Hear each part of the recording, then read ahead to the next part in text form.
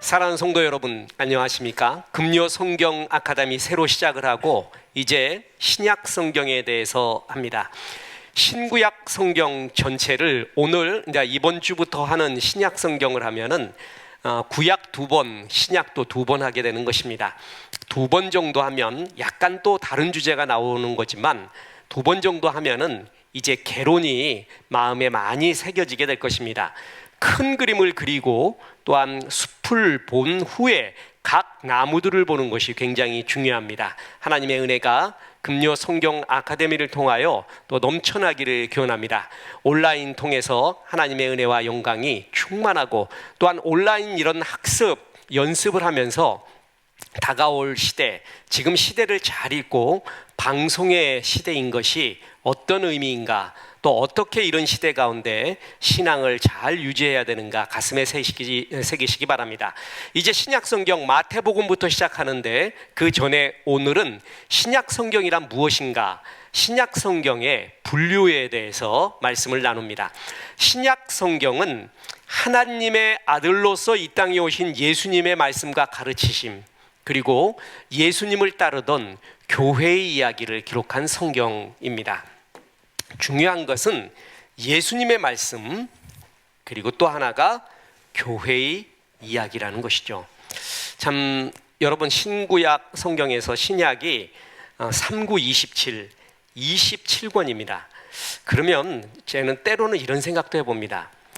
예수님의 말씀의 이야기가 더 많았으면 좋겠는데 그런 생각을 합니다.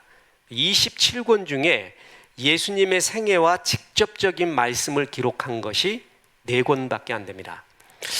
오히려 한 20권 정도를 예수님의 이야기로 하지 어떻게 된 건가? 나머지가 전부 뭔지 아세요? 교회의 이야기입니다. 이게 신약 성경을 이해하는데도 중요한 포인트이기도 합니다. 이 땅에서 예수님을 직접 아이 컨택을 하며 본 사람들, 그의 이야기를 들은 사람은 굉장히 드뭅니다. 그렇죠? 그래서 저는 설교가로서 제일 부러운 사람이 12사도입니다. 12사도는 설교를 연구할 필요가 없다 그랬죠. 그냥 뭐냐면은 예수님이 이런 말을 하셨어 라고 말하면 됩니다. 그냥 그 말을 하면은 그게 곧 설교입니다. 이렇게 예수님을 직접 만나 예수님의 이야기를 듣고 예수님의 행적을 본 증인들은 이 땅에 많지 않습니다. 그러면 그 이후에 우리들은 전부 교회의 이야기 속에 들어가게 되는 겁니다. 그 교회의 이야기의 거두가 누구냐 하면 사도 바울입니다. 이 사도 바울이 아름다운 것은 12사도에 들지는 않았지만 그는 예수님에 대한 사랑이 누구보다도 12사도 못지않게, 아니 그 이상으로 뜨거웠습니다. 그리고 신약 성경을 기록하고 그 예수님을 따르는 사람들의 이야기인 교회의 이야기를 기록을 합니다. 그러면 우리가 롤모델이 되어야 될 사람은 베드로, 야코보, 요한도 좋지만 사도 바울같이 예수님을 직접 보지 않은 사람, 그게 우리들이죠. 그죠? 그래서 성경은 이런 사복음서, 이른바 마태, 마가, 누가, 요한이라는 사복음서보다도 교회의 이야기를 더 많이 기록한 것이 아닌가, 어느 신학자는 그렇게도 이야기합니다. 저도 굉장히 공감을 합니다. 그래서 예수님을 직접 보지 않은 사람임에도 불구하고 12 직접 사도 이상으로 주님을 사랑할 수 있는 이야기가 더 많이 나와 있다는 것이죠. 그래서 우리에게 이 신약 성경이 굉장히 힘이 되고 용기가 됩니다. 자, 성경 66권은 약 1600년 동안 기록자가, 저는 이렇게 우리가 거의 모든 책에 보면요, 개론을 기록하고 성경에 대한 책을 기록한 걸 보면 전부 저자라고 나와요. 저자. 근데 저는 이 저자라고 기록되지 않았으면 좋겠습니다. 뭐라고 기록되면 좋냐면 기록자에 속하죠. 기록자. 저자는 누구죠? 하나님입니다. 하나님이 저자죠. 그리고 그것을 기록한 것, 이렇게 이야기하는 것이 더 많습니다. 그래서 신약성경 66권은 1600년 동안에 그 기록자들이 왕, 학자, 철학자, 어부, 시인도 있고 의사도 있고 정치인, 역사가, 선지자 등 적어도 40명 이상의 다양한 배경을 가진 사람들에 의해서 기록이 되었습니다. 그런데 주제가 동일하다는 것이죠. 자, 40여 명 이상의 다양한 배경을 가진 사람들, 다양한 또한 뭐예요? 다양한 시대. 이렇게 기록이 됐는데 적어도 예수님을 통한 구원이라는 일관성 있고 통일성 있는 주제를 말하는 성령님의 계시의 기록이다라는 것입니다. 자, 제가 서든 베프티스트 시올로지컬 세미나리 미국 남침례신학대학 박사과정에 입학할 때 이야기입니다. 아마 지금도 그럴지 모르는데 시험을 보는데 그 필드 에세이를 보는 거죠. 이제 이렇게 필기를 보는데 문제가 세 문제가 나옵니다. 박사과정 문제. 근데 세 문제 중에 한 문제는 동일합니다. 그러니까 이제껏 서든의 구약학, 신약학, 성서신학이라고 하죠. 박사과정에서 이 문제는 공개된, 반드시 답해야 되는 문제예요. 그러니까 세 문제가 나오는데 그 중에 하나는 이거는 옛날부터 동일해요. 그러니까 그 문제만큼은 다 똑같은 거예요. 뭐냐면 성경이 하나님의 말씀인 이유에 대해 쓰라라는 것입니다. 그거를 신약학이나 구약학이나 동일하고 옛날이나 제 지도 교수님이 시험 볼 때 하고 내가 볼 때도 똑같았습니다. 그리고 제 후배가 볼 때도 그 시험 문제가 똑같아요. 그리고 나머지는 또 다른 문제가 나오고, 그래서 그 시험 문제를 딱 하는데 그 중에 지금 우리와 같이 지금 이 이야기, 왜 하나님의 말씀인가, 이 이야기를 이야기하면서 어떻게 다양한 시대, 다양한 기록자에 의해서 기록이 되었는데 주제가 동일할 수가 있는가? 어떻게 주제가 하나로 집중될 수가 있는가? 어떻게 이렇게 일관성 있고 통일성 있는 주제의 기록이 될 수 있는가? 그것은 하나님의 말씀일 수밖에 없다라는 것이 그 답의 하나입니다. 이게 개론적인 답이고요. 나머지는 또 구체적인 사례를 또 이렇게 들어야 되겠죠. 이만큼 성경은 여러 시대 여러 기록자들에 의해서 기록되어 있고 다양한 부류에 의해서 기록되어 있지만 예수님을 통한 구원이라는 일관성 있는 주제를 말하고 있습니다. 자, 여러분, 역사라는 것이 있죠. 역사는 사실의 기록이라고 말하면 그것은 굉장히 어폐가 있습니다.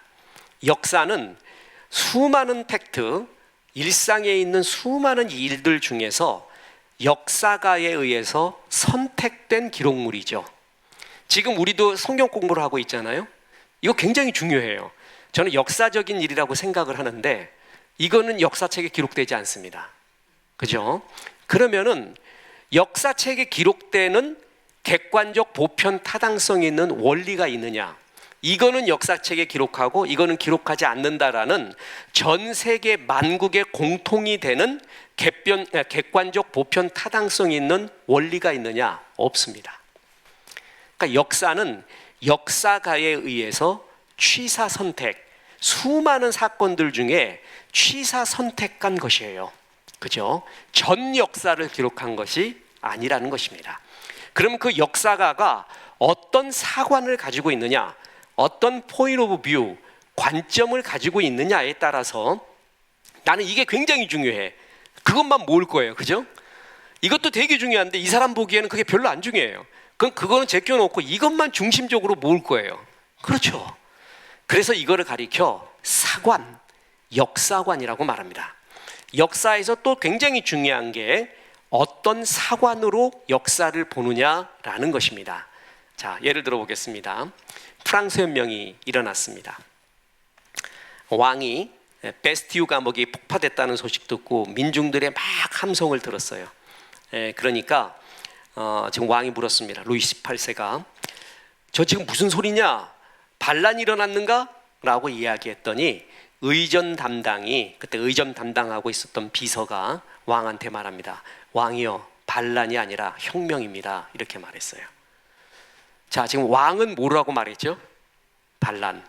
그 의전 담당은 뭐라고 말했어요? 혁명. 뭐가 맞습니까? 보는 관점에 따라 달라집니다. 그죠? 그리고 역사는 승자의 기록입니다. 그래서 승자는 정사를 만들어내고 패자는 야사를 만들어낸다는 그런 말이 있습니다. 그래서 정사에 기록된 것은 승자의 기록이에요. 그래서 역사에 기록된 것은 완벽하게 객관적 보편 타당성이 있다고 말하기는 어려운 것입니다. 그러면 어떤 역사관으로 보느냐? 역사의 관점이죠. 그것도 세계에 흐르고 있는 수많은 역사관이 있어요. 그 역사관 중에 뭐가 맞느냐라고 말하면 그것도 대답할 사람 없습니다. 그런데 최고의 역사관이 있습니다. 그게 성경의 역사관입니다. 성경도 구약이 이스라엘의 역사책이거든요. 그런데 이 구약의 이스라엘의 역사, 창세기부터 나온 구약의 역사와 신약의 역사, 교회의 역사죠. 이걸 기록한 하나님의 역사관이 있습니다. 그럼 우리는 하나님의 역사관을 최고로 봐야 되지 않습니까? 하나님은 이 역사관 갖고 분명히 기록하셨어요. 그게 뭐냐면 Salvation History라는 것입니다. 구원사라는 것입니다. 구원사. 그래서 인류를 구원하기 위한 하나님의 역사의 기록이라서 예수 그리스도를 통한 구원의 역사를 기록한 것이 신구약 성경 전체고 또한 하나님의 역사관입니다. 그러니까 구약 창세기부터 계시록까지 기록을 했을 때요, 그게 인류의 전 역사를 기록한 게 아니라 구원에 관련된 중요한 사건을 중심으로 기록이 됐죠. 그래서 요한복음에도 보면 예수님이 행한 일이 수없이 더 많이 있지만 여기 다 기록할 수 없어서 중요한 것만 기록했다라고 말하는 것을 보면 구약 또한 신약 또한 모든 것을 다 기록한 게 아니라 구원에 관련된 중요한 사건을 중심으로 기록된 것이라는 것입니다. 그죠? 그래서 이런 것들을 알 때, 이런 신학을 알 때 굉장히 중요한 해안을 갖게 됩니다. 이게 젊은 지구론, 늙은 지구론과도 연결이 되고요. 또한 이게 그 욤에 대한 해석과 또 연결이 되고요. 지구의 나이, 창세기와 빅뱅과의 대립점, 이 모든 것도 지금 여기에 굉장히 많이 들어갑니다. 이런 것들을 알고 있을 때 우리는 충분히 이야기할 수가 있죠. 어찌됐든 인류 역사의 최고의 역사관은 Salvation History, 구원사입니다. 그래서 예수님이 이 땅에 오셔 구원하시는 이야기가 신구약 전체의 하이라이트고 그걸 중심으로 기록됐다라는 것입니다. 그래서 구약 성경은 히브리어, 일부는 아람어로 되어 있고 신약 성경은 헬라어로 되어 있습니다. 그래서 신학생들이 통과하기 제일 신학교에서 공부하기 괴로운 게 히브리어하고 헬라어입니다. 특히 어학적 재능이 은사가 없는 사람 죽으려고 그럽니다. 이제 이거 통과하기가 만만치가 않죠. 그런데 서든에서 지금도 그렇게 하는지 모르는데 구약 박사의 최종 관문이 뭐냐 하면은 신약도 그랬다고 얘기를 들었어요. 그 BHS라고 해서 그 구약 성경 히브리어 가장 정통한 번역본이 있습니다. 그러니까 히브리어로만 돼 있는 거죠. 그걸 갖다 놓고요, 촥 엽니다. 아무데나 열어요. 그래서 해석해 보라 그래요. 그거를 5번 합니다. 3번 이상 맞춰야 됩니다. 그 정도 히브리어 실력, 그거 쉽지 않습니다. 지금 누구 보고도 지금 그거 하라 그러면 대제로 할 사람이 있겠습니까? 근데 우리는 신학생은 어느 정도 해야 되냐 하면은 그냥 이거 펴놓고 BDB 사전 갖다 놓고 이거를 자기가 명사, 동사, 주어 이런 것들을 해석할 수 있을 정도. 그러니까 그거를 줄줄줄줄 못하지만 툴을 갖고 놓고는 해석할 수 있을 정도만 돼도 굉장히 좋은 실력이 되고 그래야 말씀을 깊이 하는 것도 많이 있습니다.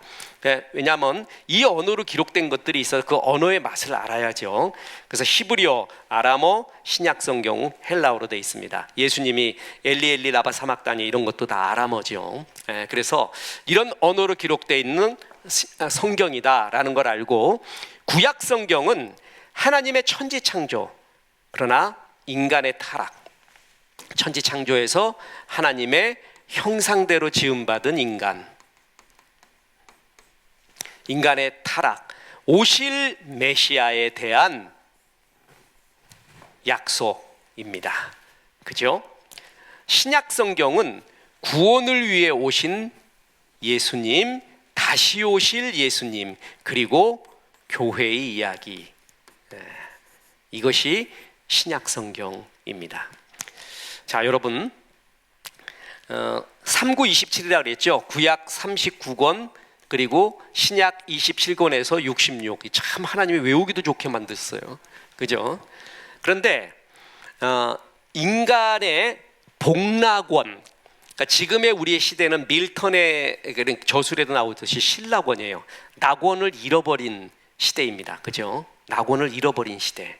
그럼 복락원, 다시 돌아가야 돼요. 낙원으로. 그 복락원의 이야기가 이 교회의 이야기입니다. 신락원 속에서도 복락원을 누리는, 그러면 타락 전의 인간의 이야기, 하나님의 형상대로 지음받아 춤추고 있었던 인간의 이야기는 창세기 1, 2, 3장, 학자에 따라 어떤 사람은 창세기 1, 2장, 어떤 사람은 3장까지 이야기합니다. 그죠? 그게 타락 이전의 천지 창조와 인간의 이야기예요. 그러면 창세기 3장 이후 얼마나 많아요? 길잖아요. 긴 그것이 전부 뭐냐 하면은 구원의 이야기입니다. 그러니까 창조의 이야기는 창세기 1, 2, 3장밖에 없어요. 나머지의 모든 성경은 구원의 이야기예요. 구원의 이야기. 타락한 인간을 구원할 이야기라는 거죠. 자, 우리가 잘 알다시피 천지 창조를 하면은 하나님이 말씀으로 창조했습니다. 빛이 있으라 하심에 빛이 있었고, 말씀의 창조가 일어나잖아요. 그런데 구원이 일어날 때는 말씀으로 구원하지 않았다라는 것이죠. 심플하게 말씀으로 창조를 했는데 구원의 역사할 때는 구원이 있으라 해갖고 구원이 이루어지지가 않았습니다. 창세기 1, 2장의 그 심플한 창조 넘어요. 구원의 이야기는 창세기 3장 이후부터 요한계시록까지 이어집니다. 창조는 말씀으로 했는데 구원은 당신의 피로 합니다. 당신이 직접 오셔서 당신이 죽으심으로써 이루어지는 것, 그게 구원의 역사고, 신약 성경, 구약 성경은 모두 구원에 대한 이야기입니다. 그래서 구원이 중요한 것이고, 그래서 이 구원의 복음을 전하는 전도가 중요한 것입니다. 자, 그래서 오실 메시아, 그리고 오신 예수님, 다시 오실 예수님에 대한 말씀, 그게 신약 성경이다라고 하면 됩니다. 그만큼 메시아가, 구원이 중요하다라는 것입니다. 자, 그래서 구약은 39권, 신약은 27권으로 되어 있고, 신약 성경은 제일 먼저 예수 그리스도의 전기라 할 수 있는 4개의 복음서, 그리고 신학적 역사서인 사도행전이 나옵니다. 그 나머지 모든 것들은 이제 서신서라고 불립니다. 바울 서신이 13개, 일반 서신이 8개, 그리고 비록 서신의 형태를 취하고 있으나 내용이 다른 이런 종말적 미래에 대한 이야기를 담고 있는, 종말론의 이야기를 담고 있는 요한계시록으로 끝을 맺고 있습니다. 자, 그래서 신약 성경은 복음서 4권, 역사서 1권, 사도 바울의 서신 13권, 일반 서신 8권, 계시록 1권으로 구성되어 있는 겁니다. 자, 그 복음서의 4권 중에 마태, 마가, 누가, 이 3권은 바라보는 관점이 동일하다고 해서 공관복음이라고 불리웁니다. 그리고 요한복음은 예수님의 이야기를 그대로 기록했지만 공관복음과 주제가 약간 다릅니다. 어떤 학자에 의하면 너무 틀리대요, 주제가. 그냥 너무까지는 아니고, 마태, 마가, 누가 복음은요, 이 땅에 오신 예수님, 인간의 예수님, 그 속에서 울고 웃었던 민중들의 이야기, 구원을 주신 이야기들이 대부분 나와요. 근데 요한복음은 시작이 이 땅에 오신 게 아니라 태초부터 들어갑니다. 그리고 예수님이 하나님의 아들이라는 것을 너무나 구체적으로 말하고 있는 것입니다. 그러니까 이른바 리버럴 학자들, 자유주의 신학자들과 그리고 복음을 싫어하는 인본주의, 인문적 신학자들이나 인문학자들은 마태, 마가, 누가복음 많이 받아들여요. 근데 요한복음을 받아들이지 않습니다. 요한복음은 대놓고 예수님이 하나님의 아들이라는 것을 너무나 확실하게 말해주고 있습니다. 그렇죠? 자, 제가 하나님의 아들이라고 하면 설교에 수없이 말했죠. 하나님의 아들은 곧 뭘 의미하는 거라고요? 그가 하나님이죠. 그죠? 우리 댕댕이의 자식, 댕댕이의 자식은 뭐죠? 댕댕이에요. 사람의 자식은 뭐죠? 사람이고, 하나님의 아들은 하나님이에요. 하나님. 그냥 너무 어렵게 생각하지 마십시오. 그거를 완벽하게 이야기하고 구체적으로 말하는 게 요한복음입니다. 그래서 성경 통독을 할 때 어떤 신학자들은 초신자에게 마태, 마가, 누가복음부터 읽지 말고 요한복음부터 읽으라고 합니다. 요한복음 읽고 마태, 마가, 누가 읽으라고 이렇게 이야기해요. 저도 동일하고 좋다고 봅니다. 저도 기도원 가거나 아니면은 이렇게 기도할 때 성경 보고 기도하는 경우 굉장히 좋거든요. 작정 기도를 할 때 며칠 내가 100일 작정을 한다, 한 달 작정을 한다. 그래서 작정 기도를 할 때 와서 기도만 하는 것도 좋지만 그때 성경을 읽어야 돼요. 그러니까 그때 내가 마태, 마가, 누가, 요한 4복음서를 다 읽겠다. 그 계획을 짜고 와서 읽고 기도를 하는 거예요. 읽고. 그게 말씀 기도가 되고 힘이 돼요. 그렇게 기도할 때 말씀을 읽잖아요. 그럼 그때 약속의 말씀이 다가와요. 그건 체험해봐야 알아요. 체험해봐야. 그러니까 그 작정하고 기도할 때 성경 보는 것이 그렇게 좋아요. 그렇게. 그러면 기도 시간도 굉장히 길어집니다. 내 배터리 다 떨어져 갖고 목만 아프고 지금 또 뭐 기도할까 이럴 때도 있는데 성경을 보면은 기도가 또 계속 나와요. 이 성경 말씀 보니까 이렇게 되기를 기도합니다. 이렇게 되기를 기도합니다. 그리고 그 중에 자기에게 주시는 말씀이 딱 다가오게 돼요. 약속이. 그렇게 중요해서 볼 때 저는 4복음서를 할 때 요한복음부터 저도 있습니다. 요한복음 읽으면 그렇게 좋아요. 요한복음 읽으면 완전히 하늘나라의 세계로 들어가는 듯한 그런 정말 하나님이 가까이 있는 듯한 그런 느낌이 드는 게 요한복음입니다. 요한복음은 주제가 달라요. 약간. 그죠? 보는 관점도 다르고.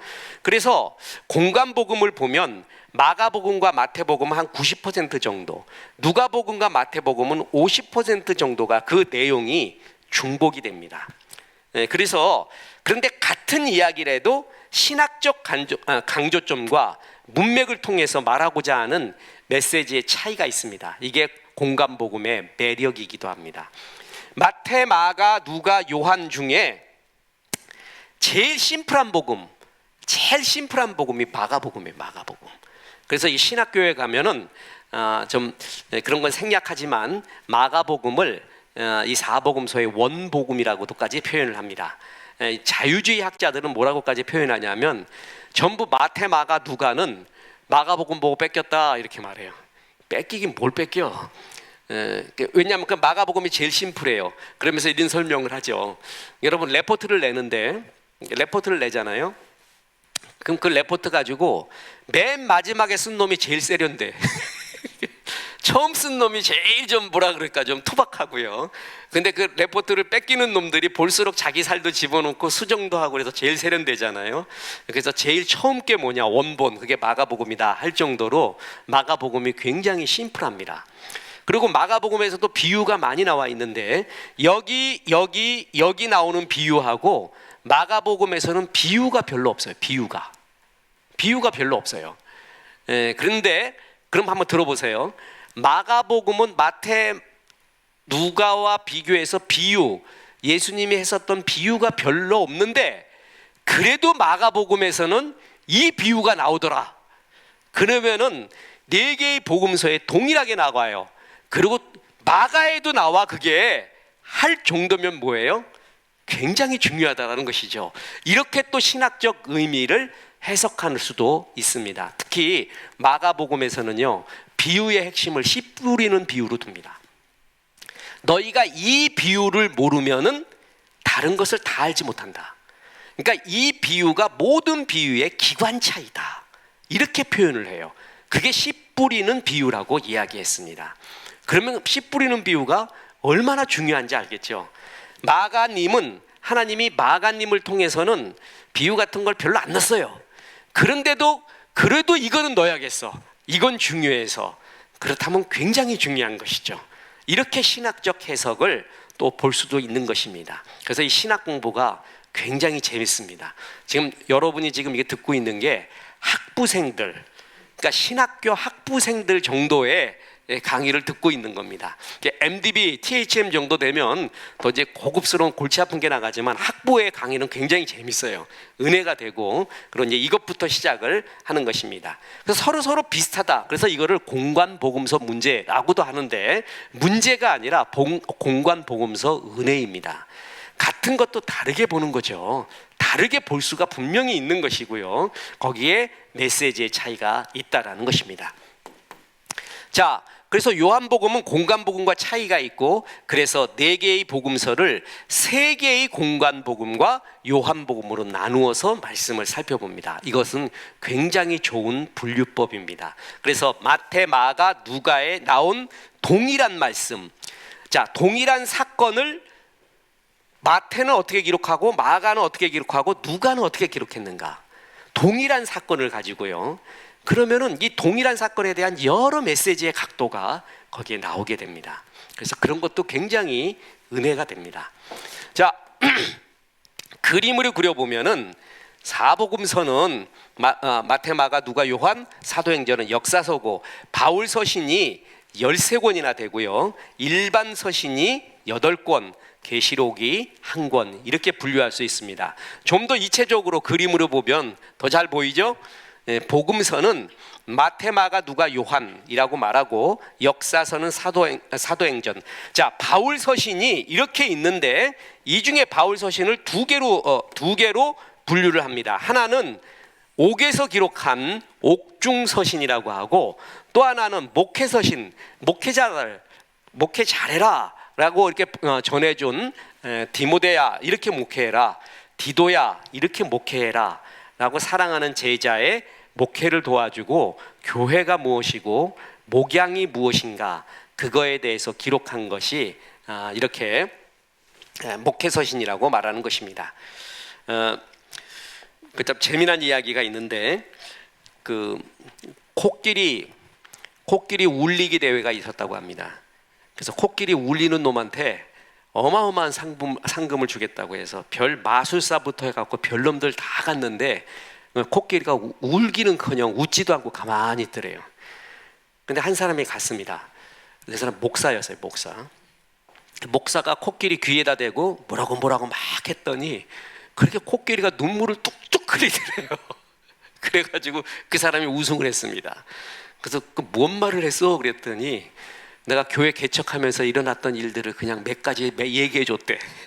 그러니까 코끼리가 눈물을 팍팍 흘리더래. 그래서 이 사람 우승해서 그 돈 갖고 뭘 했는지 모릅니다.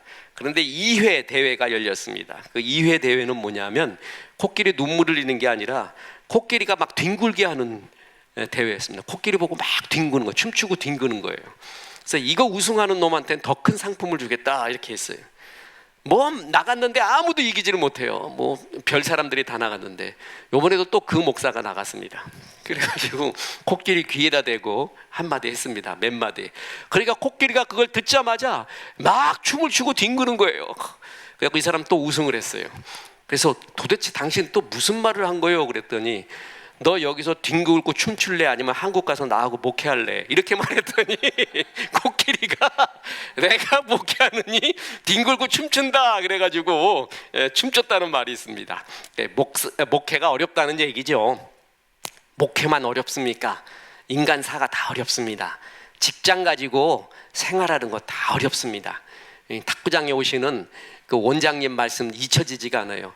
여자는 남자가 밖에 나갔다만 오면 돈 버는 줄 안대.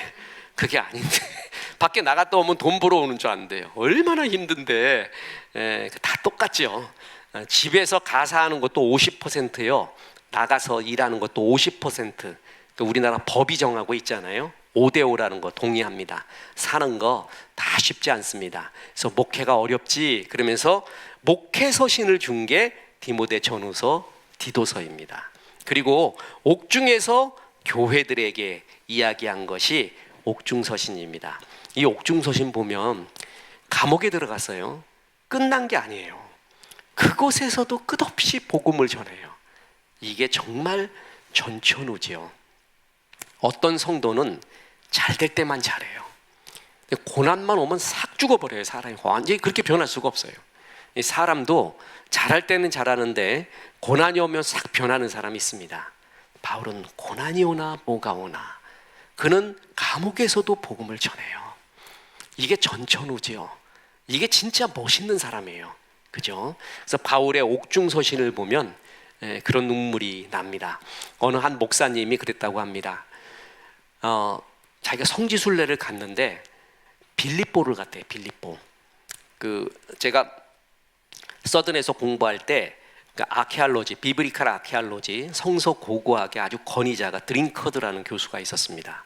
책도 많이 쓰시고 어릴 때부터 이 교수님을 성서 고고학 교수님으로 만들려고 부모님이 각지를 여행하게 하고 살게 해서 헬라어, 히브리어도 능통하고 라틴어도 잘하고 참 어릴 때부터 그렇게 하고 지금 죽어라 하고 대학 가서 하는 우리하고는 좀 달라요. 그래가지고 공부를 했어요. 그래서 이분이 성지순례에 대해서 이야기한 게 잊혀지지가 않습니다. 그래서 가짜도 되게 많대요. 그냥 진짜가 아니라 여기가 좋은 돈 제일 많이 벌 것 같다 그래서 깃발 꽂은 것도 수두룩하대. 그런데 바울의 행적지는 그래도 굉장히 싱크로율이 맞다. 바울의 행적지, 초대 교인의 행적지는 굉장히 고고학적으로도 일치되는 게 맞다. 그래서 그분이 권해준 게 빌립보 같은 그런 감옥입니다. 그래서 어느 목사님이 그 이야기를 듣고 빌립보 감옥을 갔을 때 그 조그마한 그 감옥 차짓한 그곳에서 이제 바울은 죽어가는 거예요. 이제 빌립보서가 기뻐하라 기뻐하라 다시 말하노니 기뻐하라 거기서 나오거든요. 근데 사실 그게 바울의 거의 마지막입니다. 그 빌립보가. 근데 자기는 빌립보 감옥을 보고 은혜 받은 게 아니라 빌립보 감옥 쪽에서 바깥을 쳐다보는데 바깥이 그렇게 수려한 그러한 건물들이 많았대요. 그러니까 바울이 죽어가는 이 빌립보 한평 되는 차디찬 감옥에서 그 바깥에 수려한 새들이 날고 화창한 날이고 문명이 꽃피우고 있는 그러한 모습을 볼 때 우리는 대개 회의에 빠지지 않습니까? 허무에 빠지지 않습니까? 그러니까 정신이 붕괴될 것 같아요. 만약에 그런 걸 보면은 이 목사님 표현에 의하면. 그런데 그러지 않고 그곳에서 기뻐하라고 말할 수 있었다라는 게 그게 그렇게 감격스럽더래요. 그래서 바울의 기쁨은 진짜였다. 이건 진짜였다라는 것입니다. 감옥이 가둘 수 없는 진짜. 가난과 배고픔과 무명과 모든 게 가릴 수 없는 진짜가 거기 있었다라는 것이죠. 그래서 바울의 옥중서신을 보면 그렇게 가슴이 점이 옵니다. 그리고 목회서신을 보면 목회가 이것이라고 말해주는 그것이 그렇게 은혜스러울 수가 없습니다. 자, 바울은 어떤 경우에도 이런 걸 썼고 일반 서신이라는 것은 히브리, 야고보, 베드로서, 베드로전후서, 요한 1, 2, 3서, 유다서 바울이 쓰지 않고 수신자의 이름을 기록하면서 모든 사람에게 공통으로 썼던 것입니다. 예언서는 요한계시록 이렇게 나오고 있습니다. 그래서 사복음서는 각각 기록자에 의해, 그래서 저는 이거를 저자라고 하지 않고 기록자라고 했습니다. 저자는 하나님이십니다. 12사도인 마태와 요한이 각각 마태복음과 요한복음, 마가는 베드로부터 예수님에 대한 이야기를 듣고 마가복음을 기록한 것 같고, 누가는 이방인으로부터 섬세한 연구를 통해 누가복음을 기록했다. 그래서 다 맛이 달라요. 맛들이 똑같은 이야기하는 것 같지만 맛이 다릅니다. 누가는 사도 바울과 특별히 가까웠습니다. 누가의 두 번째 책인 사도행전에서 우리라는 단어를 씀으로써 사도 바울과 선교 여행에 함께했다는 것을 알 수가 있죠. 하나님은 사도 바울이 아마도 그의 육체의 가시가 뭘까? 그 육체에 대한 가시에 대한 해석이 네 가지가 있습니다. 그런데 그 네 가지 주요 해석 중에서 대개 그 빛을 받았을 때 다메섹에서 빛을 받았을 때 생겼던 안질이 아닌가. 왜냐하면은 바울이 서신에서 내가 눈이 안 보인다는 것도 많고 자기 눈이 안 보여서 이 편지를 대신 쓴 사람이 있어요. 외우기도 쉬워요. 더디오. 왜 이렇게 더디 쓰냐? 그래갖고 더디오란 말이야. 그 더디오가 쓰고는 했거든요. 내가 눈이 안 보인다 이 나이인데도. 그래서 눈에 대한 병이 있지 않는가를 추측을 할 뿐입니다. 그죠? 근데 그거를 떠나기를 몇 번 강구했다고요? 1, 2, 3, 세 번이 아니라 매번 했다라는 얘기죠. 그랬는데 하나님은 고쳐주질 않습니다. 대신에 의원 누가를 옆에 붙어줍니다. 그래서 누가가 평생 바울이 죽을 때까지 옆에 있습니다. 대마는 세상을 사랑하여 데살로니가로 갔고 사랑하는 의원 누가만 옆에 있느니라. 그 구절이요 눈물겹습니다. 누가는 끝까지 바울 옆에 있습니다. 아마 바울을 격려하고 육체적 아픔을 이때 그 의사 누가는 의사이자 과학자이자 기록자이자 역사가이기도 하고 아주 인텔이죠. 그래서 누가복음은 마태, 마가, 요한복음과는 다르게 굉장히 역사적 사실을 많이 기록을 합니다. 세밀합니다. 황제 아우구스토가 언제 몇 대 언제 어디서 이걸 구체적으로 기록해요. 영지주의 문서라고 있거든요. 영지주의 이른바 노스틱 레터들이 있는데 그 영지주의 문서의 특징이 뭐냐면 언제 어디서 누가 이게 없습니다. 그냥 사건만 기록되어 있습니다. 그래서 신빙성이 없어요. 근데 누가는 정확하게 그 역사적 사실과 장소, 시간까지도 이야기를 하고 있습니다. 그러니까 하나님이 각 사람을 잘 쓰신 것이죠. 그래서 누가복음은 그 맛이 있고 바울을 옆에 있게 합니다. 바울. 그래서 우리가 함께 기뻐한다라고 하면서 바울 옆에 케어하게 합니다. 자, 완샷에 낫게 해주는 것도 하나님의 능력이고 낫게 해주지 않고 사랑하는 사람을 붙여서 그와 동역하게 하는 것도 하나님의 뜻입니다. 어느 하나로 하나님을 가둬서는 안 됩니다. 그리고 어느 하나로 나는 능력이 있네 너는 능력이 없네 이렇게 나눠서도 절대 안 됩니다. 하나님이 다 다른 것입니다. 그죠? 그래서 사람의 소중함을 알게 하고 네가 이 사람의 도움을 받는 것이 얼마나 소중한가. 인간사는 그렇다. 바울이 그걸 통해 배워가는 것이에요. 그것이 더욱더 인간미 있는 사람을 이해하는 목회자로 하나님이 바울 쓰실 때 누가를 보내주게 됩니다. 그래서 누가와 동행하게 하시는 하나님의 은혜가 여기에 나옵니다.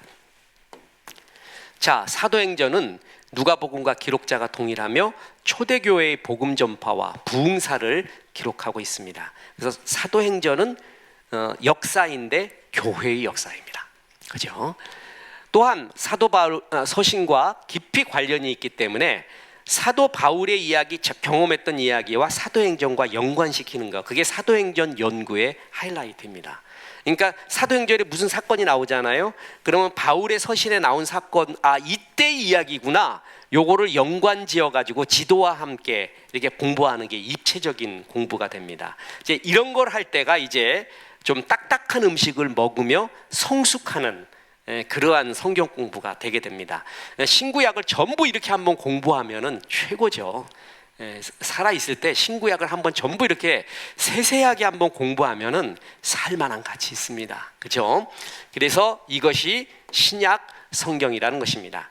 사도 바울의 서신 13권은 에베소서, 빌립보서, 골로새서, 빌레몬서는 옥중서신, 그리고 나머지는 디도서와 합하여 목회서신으로 분류한다. 일반 서신은 다양한 기록자들의 서신을 모아서 통칭하게 그렇게 부릅니다. 바울 서신의 경우 수신자의 이름을 서신 앞에 붙입니다. 하지만 일반 서신의 경우 히브리서를 제외하고 보내는 이의 이름이, 그러니까 내가 보냈어, 베드로가 보냈어, 이런 이야기들이 붙여지게 됩니다. 그러니까 예를 들어서 바울이 로마서 그러면은 그 쓴 사람이 로마가 아니죠. 누구한테 보내는 거예요? 로마한테 보내는 거예요. 에베소서 그러면 쓴 사람이 에베소가 아니라 에베소에 보내는 거죠. 근데 베드로전서 그러면은 뭐예요? 받는 사람이 베드로가 아니라 쓴 사람이 베드로라는 얘기예요. 지금 그 얘기예요. 이게 일반 서신의 이야기입니다. 그래서 예를 들어서 베드로전서는 베드로 사도가, 유다서는 유다가 보낸 것이라고 나옵니다. 히브리서의 경우에는 저자가 누구인지 모르지만 서신을 받는 대상이 히브리인들의 일 가능성이 높기에 히브리서라 붙여진 것이라고 추측합니다. 이 히브리서를 어떤 학자는 바울에도 분류를 하는데 그것은 지지를 못 받습니다. 그럼 히브리서의 기록자가 누구냐? I don't know. 그게 답입니다. 그래서 잘 모르지만 복음과 믿음의 행적의 진수를 갖고 있는 것 또한 히브리서입니다. 마지막으로 사도 요한이 기록한 요한계시록이 나옵니다. 내용에 따라서 예언서, 묵시서라고도 부르지만 형태는 서신서의 형태를 띠고 있습니다. 그래서 저도 지금 담임 목회 20몇 년이 지났죠. 20몇 년, 그 작은 것은 아닙니다. 그런데 요한계시록 전체를 강의를 못하고 있습니다. 요한계시록에 처음에 7교회에 보내는 편지, 요 정도는 다 강해야 합니다. 누구나 할 수 있고 저도 했었고 그랬는데 나머지 부분은 쉽게 못하겠습니다. 오해의 여지가 많고 정말 해석하기가 쉽지 않습니다. 요한계시록을 전공한 교수님들의 이러한 견해를 봐도 모르겠습니다. 그분들 다 많이 나눠져요. 이만큼 만만치는 않은데 말세에 이런 일이 일어난다라는 것을 기록한 것은 분명하죠. 그죠? 자, 제가 왜 이렇게 이거를 전공한 사람들도 진땀을 뺀다, 나도 이거를 못했다라고 말하는 줄 아세요? 그 이유 중에 하나가 이렇게 쉽지 않은 건데 너무 쉽게 말하는 부류가 있습니다. 그게 이단들입니다. 이단의 대부분은요, 요한계시록, 다니엘, 에스겔, 정말 난해한 구절을 갖고 너무 명쾌하게 이단적 조직신학 갖고 말을 합니다. 속지 마십시오. 그거 쉬운 거 절대 아닙니다. 666이요? 자, 666 14만 4천? 몰라요. 이거 잘 모르는 거예요. 자기들의 숫자가 14만 4천이 되어야 된대. 14만 4천이 넘었어요. 그럼 어떻게 돼요? 이 14만 4천이 숫자인가, 진짜 숫자인가, 상징인가, 뭔가 아무도 모릅니다. 전천년설, 후천년설, 무천년설, 전천년 중에서도 역사적 전천년, 또 이런 것들이 굉장히 어렵습니다. 쉽지가 않고, 그러나 분명히 종말에 대한 기록이 있고 마귀가 멸망한다는 것이 나오고 세상은 반드시 종말한다는 것, 그것은 분명합니다. 거기에 마지막 전쟁을 아마겟돈 전쟁, 아마겟돈이 뭐냐? 잘 모릅니다. 지금 이스라엘이 아랍권과 이렇게 전쟁을 벌이고 있다? 그게 아마겟돈이다. 봐라, 무화과나무의 비유를 배워라. 무화과나무가 또 이스라엘이 포위가 되면 어디로 도망가고, 그거를 지금의 전쟁에 이렇게 붙여가지고 지금 해석을 한다? 쉽지 않습니다. 저는 담임 목회자로서 말합니다. 쉽지 않고 속지 마십시오. 그게 세대주의자들의 해석이고, 그걸 갖고 인기를 끌고 있는 사람들이 있습니다. 허점이 너무 많고 그렇게 말하는 거 아닙니다. 쉽지 않습니다. 적그리스도가 뭐냐? 지금 현 시대에서 저게 적그리스도다, 이렇게 말할 수 없어요. 그거 쉬운 거 아니에요. 그러니까 이런 것들은 분명히 있습니다. 그리고 상징적인 것도 있고 직접적인 것도 있고, 분명히 이러한 사건들이 일어나고 마귀는 멸하여질 것이고 바벨론은 멸하여질 것이고 예수님은 분명히 다시 오실 것이고, 이것은 분명하지만 그에 대한 정확한 해석을 가할 수 있는 사람은 아직 이렇게 쉽지 않습니다. 그래서 늘 겸손해야 됩니다. 혹시 전도하다가 666 14만 4천 나오면 90% 이상 이단입니다. 이단이니까 그런 데 속지 마십시오. 그냥 너희들은 교회에서 목사들이 이런 거 안 가르쳐줬지, 몰라서 그래. 그 사람들 무식해서, 그리고 타락해서 그래. 사꾼들이야. 우리는 알아. 그러면서 쭉 펼쳐나갑니다. 절대 속지 마십시오. 절대 쉬운 거 아닙니다. 그죠? 그렇게 신약 성경의 요한계시록은 무궁무진한 것을 가지고 있지만 쉬운 해석은 절대로 아닙니다. 또 숫자 갖고 해석하는 것도 있어요. 히브리어의 숫자. 예를 들어서 뭐 알렛, 벳, 지멜, 달렛, 해, 와우, 자인 뭐 이런 게 있는데 이게 상징하는 것이 뭐 1, 2, 3, 4 뭐 이렇게 된다고 해봅시다. 그건 맞아요. 그럼 어떤 단어가 있어요. 예를 들어서 아멘 같은 게 있단 말이에요. 아멘. 그럼 이게 1이요, 3이요, 2다. 그럼 이게 뭘 의미하는가? 이걸 맞춰보면 뭐 어떻게 나오고. 속지 마십시오. 여러분 그렇게 그걸로 예언을 하고 그래서 재림의 날이 언제이고 뭐가 어떻게 돌아가고 굉장히 신비한 것 같지만 안 그렇습니다. 그거 진짜 전문학자들이 들어보면 웃습니다. 웃어요, 웃어. 그건 절대로 아닌데 순진한 성도들이 많이 이렇게 빠져들어가고 속곤하고 있습니다. 그래서 속지 말고 이제 하나님의 말씀을 구원사를 중심으로 잘 배우시고 하나님의 은혜가 넘쳐나기 바랍니다. 말씀을 잘 배우면 저가 위경에 빠졌을 때 말씀을 보내어 위경에서 건진다고 했습니다. 말씀을 보내줍니다. 그 말씀이 정말 강하게 다가오면 위경에서 고난에서 이길 정도의 힘이 하나님의 말씀에 있습니다. 내 느낌 믿지 마십시오. 하나님의 말씀을 믿으십시오. 그 말씀이 강하게 다가오고 나를 지배하기를 기도하십시오. 그래서 이제 다음 주부터 마태복음을 새로이 시작합니다.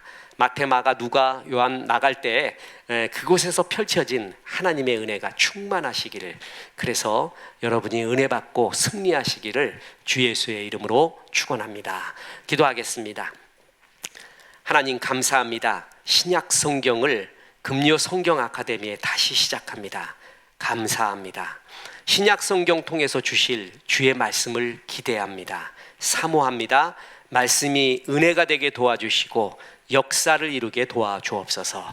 예수님의 이름으로 기도했습니다. 아멘.